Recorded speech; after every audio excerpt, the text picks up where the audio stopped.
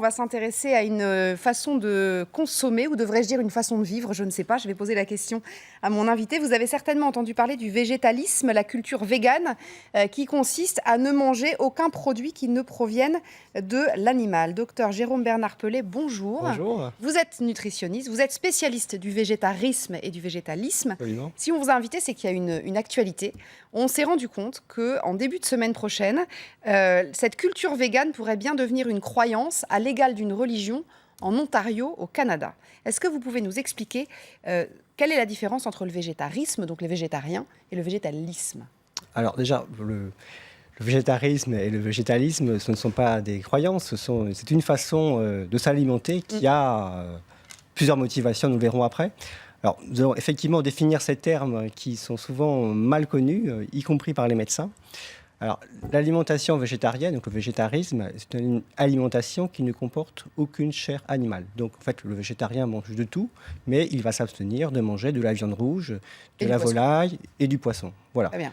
Le végétalien ou vegan, c'est la même chose d'un point de vue alimentaire. Ouais. Il va plus loin et il va s'abstenir également de consommer des produits d'origine animale comme les œufs, le lait et les produits laitiers, donc beurre, par exemple le fromage, le beurre, un gâteau qui va contenir des œufs, etc. Donc comment définir l'alimentation végétalienne? C'est extrêmement simple, c'est une alimentation qui est 100% végétale. Voilà. Alors, vous me voyez venir, et je pense qu'on vous pose la question à chaque fois, la question des carences, parce que quand on a 40 ans, qu'on est un homme et qu'on est bien portant, à la limite, pourquoi pas, mais quand on est une femme enceinte, un adolescent, une vieille dame, est-ce qu'il n'y a pas un risque quand même?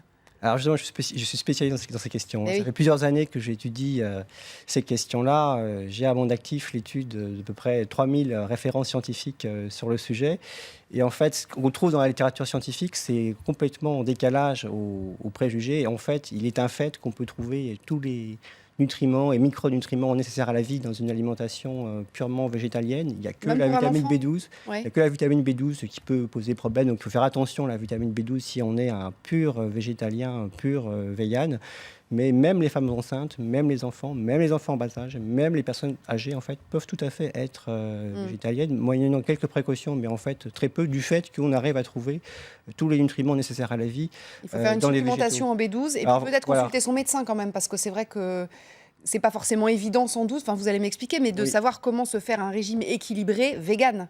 Alors, c'est pas très compliqué. Alors, le problème de consulter un médecin, c'est qu'il y a malheureusement pas beaucoup de médecins compétents en France qui connaissent sur le l'alimentation dossier. végane. Il y en a quelques-uns qu'on peut trouver sur le site alimentation-responsable.com, qui est l'association que je préside.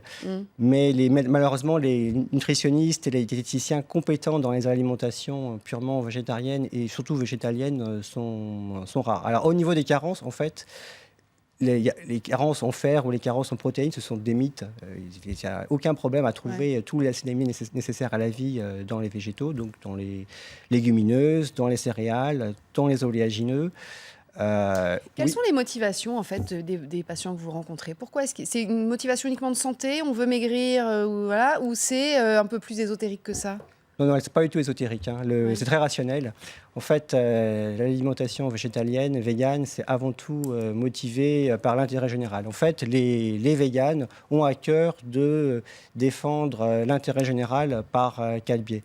Le premier biais, c'est l'environnement. La grande affaire, en fait, c'est qu'il faut en moyenne 10 kilocalories d'aliments d'origine végétale pour faire une seule kilocalorie d'aliments d'origine animale. Donc vous pensez bien que ça conduit à un gaspillage énorme. Par exemple, 70% des terres agricoles dans le monde, c'est pour l'élevage, directement ou indirectement, soit pour faire pousser des plantes qu'on va donner aux animaux, soit pour le pâturage des animaux.